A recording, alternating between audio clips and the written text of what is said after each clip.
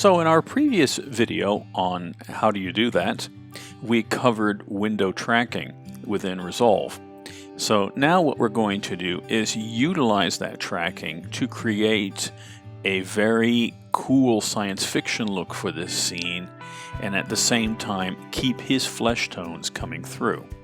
So since I've got his face separated here, now what I can do here is then create a third node, but in this situation I want to create a parallel node.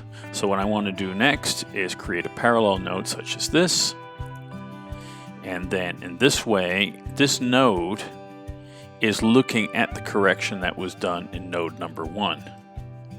So what I can do next here is come over and create my cold look. Like so, yeah, let's just do it like that. And let's create, check the lift in the gain. And we'll do something really cool like that. Okay. And then take the gamma down a bit like so. But as you can see, it reflects it in the face. So what I do is I come over to node number 2. And then here I can bring up saturation, change the hue if I want to. Or I can even grade it with my primary grading controls. And then come over here. And I'm making this a little more exaggerated so this way you can actually see what's going on here. Okay, so then we come over here, bring this down like so.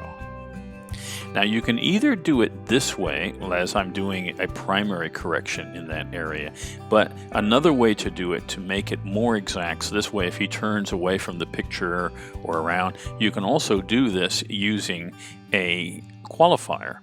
So what we would do in this case is we would just come up here, qualify his face like so, come to highlight mode, widen up the qualification, and then we come over here to the low qualifier and the high. So we say, okay, let's bring it up like that. And then we come to the high areas like here. And then let's denoise it a bit. And then we come to clean black and clean white a bit like so. Now we have softened this quite a bit, so we'll just change the in-out ratio a little bit to take that out like that. So even though it's going to fall off, and this is okay because we want to have that bluish area also reflect on his face as well to make it look more natural. So then what we do is once we come out of this, we can then go back and use our primary corrections in this area. And as you can see, I'm just affecting his face there. And then I can now change the color of his face to match. And then when I play this through, you can see here, it will come through like that. And then you can bring it through like this.